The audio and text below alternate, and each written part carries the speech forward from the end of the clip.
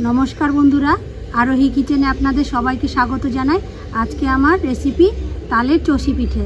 आपनारा पुरो भिडियोटा देखते थाकुन। ये तालटाके प्रथमे छाड़िए नेब।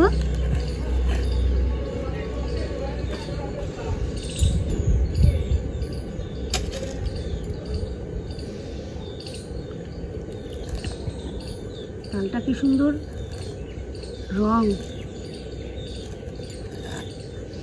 আমার সব তাল ছাড়ানো হয়ে গেছে। আমি এই তালের আঠিগুলোকে আধা ঘন্টার জন্য জলে ভিজিয়ে রাখবো। আমি এখানে আতপ চাল নিয়েছি। আতপ চালটাকে 1 ঘন্টা ভিজিয়ে রেখেছি। জলটাকে সব ঝরিয়ে নিব। এইভাবে জলটা একবারে যখন ঝরে যাবে তখন আমি গুঁড়ো করে নিব চালের।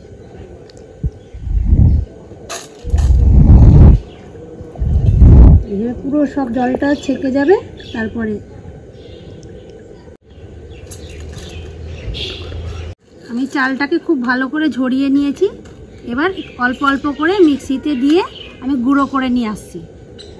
আমি এই যে গুঁড়ো করে নিয়ে চলে এসেছি। যে একবারে মিহি গুঁড়ো করে নিয়েছি। আপনারা এই রকম গুঁড়ো করে নেবেন। উনুনটাকে ধরিয়ে নিয়েছি। কড়াইটা বসিয়ে দিব।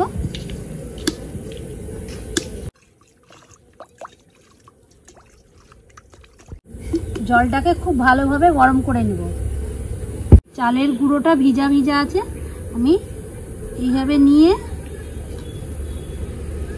ভালো করে চেপে এইভাবে একটা দলা পাকিয়ে নিব। এরকম ভাবে দলা পাকিয়ে নেব।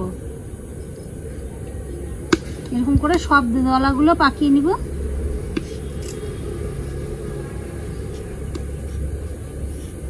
জলটা খুব ভালোভাবে ফুটছে। আমি এই যে দলা দুটো আস্তে করে ছেড়ে দিব। এটা খুব ভালোভাবে সিদ্ধ হয়ে গেলে তারপর তুলে নেব। চালটাকে এইভাবে কচলিয়ে কচলিয়ে আমি বিজল যে পিছলা ভাবটা থাকে সেটাকে বার করে নিব। চালটাকে জাল দিলেও কড়াই লেগে যাবে না। এইভাবে খুব ভালো করে ধুয়ে নিব। এইভাবে চিপে চিপে জলটাকে ফেলে দিব।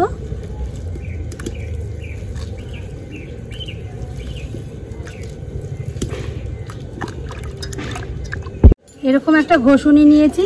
এই ঘষুনিটা দিয়ে আমি তালটাকে এইভাবে ঘষে নিব। সব ক্ষীরটা বেরিয়ে আসবে তালের। এরকম একটা মশারি নিয়েছি। মশারির উপরে এই তালের ক্ষীরটা আমি নিয়ে নিব।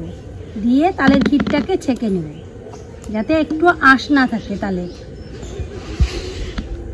দেখুন তালের রংটা কত সুন্দর। তালটাকে এভাবে মশারিটাকে আমি ধরে নেব। এইভাবে চিপ দিলে সব তালের ক্ষীরটা বেরিয়ে আসবে আর আঁশগুলো মশারির মধ্যে থেকে যাবে। আর একটু আঁশ নেই ভিতরে। এই মশারির মধ্যে এই যে যেটুকু আঁশ ছিল মশারির মধ্যে যে আটকে গেছে। আপনারা কিভাবে বুঝবেন এটা হয়ে গেছে? এটার গায়ে হাত দিলেই এটা পিছলা পিছলা দেখা যাবে, যে পিছলো পিছলা। তখনই বুঝবেন যে এই দলাটা পুরোপুরি সিদ্ধ হয়ে গেছে। দলাটাকে এবার আমি তুলে নেব। যখনই দেখবেন এর গাটা পুরো পিছল হয়ে গেছে তখন আমি বুঝে যাব যে এটা হয়ে গেছে, তুলে নেব। আমি এই দলা দুটোকে ভেঙে নিব। শক্ত হয়ে আসছে, এভাবে ভেঙে নিব। এইভাবে গরম, এই জন্য আমি হাতা দিয়ে ভাঙছি। এইভাবে ঝুরঝুরা করে নিব। আমি যে তালের ক্ষীরটাকে এবার উনুনের মধ্যে একটু দিয়ে কড়াইয়ে দিয়ে দিব।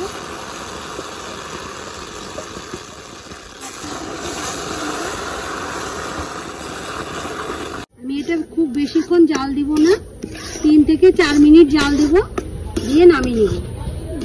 তালের ক্ষীরটা জাল দেওয়া হয়ে গেছে। আমি এবার নামিয়ে নিব। ভালো করে গুঁড়োটাকে যেরকম করে ঝুরঝুরা করে নিব। দানা দানা হয়ে আছে, একটু দলা দলা। দলাটাকে ভেঙে নিব খুব ভালো করে। এর জন্য লবণ দেব। খুব ভালো করে ঝুরঝুরা করে নিয়েছি। এবার আমি তালের ক্ষীরটাকে দিয়ে দেব।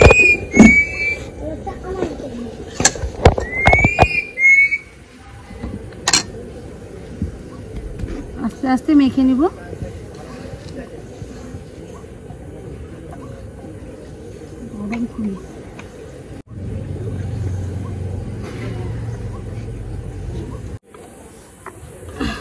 আমার চালের গুঁড়োটা এই যে খুব সুন্দরভাবে তালের চিট দিয়ে মাখা হয়ে গেছে, একবারে যে মুলাম। এইভাবে আমি সুন্দর করে মেখে নিয়েছি, একটু দলা বেঁধে নাই। যে আপনারা ডোটাকে দেখুন,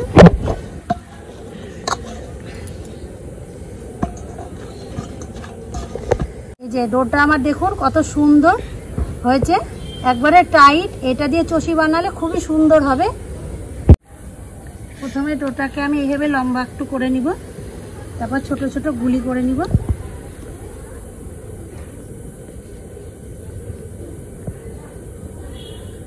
লম্বা করে নিব, এইভাবে লম্বা দড়ির মতন করে নিব।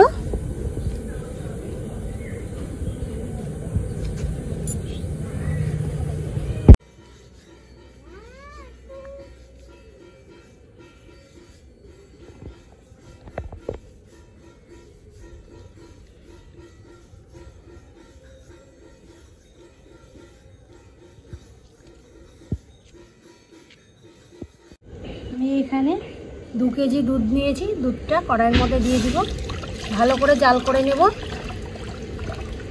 দেখুন দুধটা খুব ভালোভাবে ফুটে এসেছে, টকবক করে ফুটছে। দুধটাকে খুব ভালো করে জাল দিয়ে দেবে। দুধটাকে খুব ভালো করে জাল দিয়ে নিয়েছি। এবার যে আমি তালের চষিটা করে রেখেছি সেটা আবার দিয়ে দেব। এই যে আমার এতটা তালের চষি হয়েছে, এই চষিটা আমি এবার আস্তে করে ছেড়ে দেব।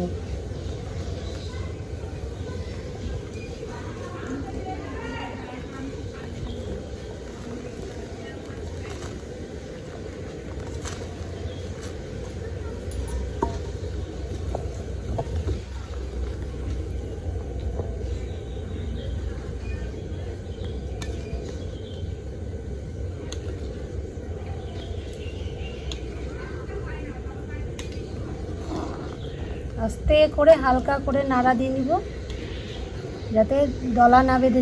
চষিটা খুব ভালোভাবে ফুটে উঠেছে, চষিটা সিদ্ধ হয়ে গেছে, আপনাদেরকে দেখাই। এইভাবে একটা নিয়েও টিপ দিলে যে খুব সুন্দর সিদ্ধ হয়ে গেছে ভাতের মতন।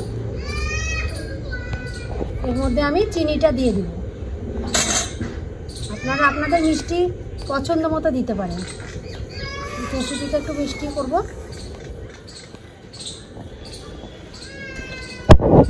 আবার আস্তে করে হালকা করে নাড়া দিয়ে দিব।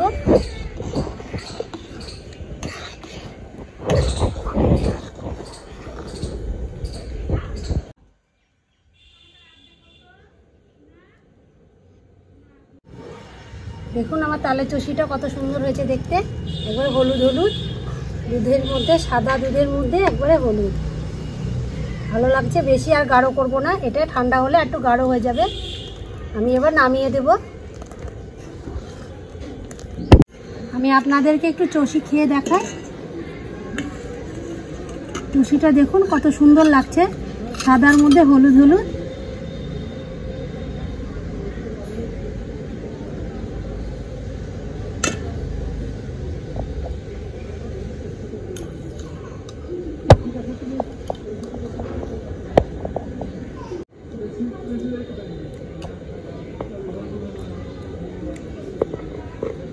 খুবই ভালো হয়েছে, আপনারা বাড়িতে বানিয়ে খান। আর এই পিঠে গরম গরমের থেকে বাসি খেতে খুবই টেস্ট। আমার রেসিপিটি ভালো লাগলে আমাকে লাইক, কমেন্ট, শেয়ার করুন। আমার চ্যানেলটি সাবস্ক্রাইব করে রাখুন।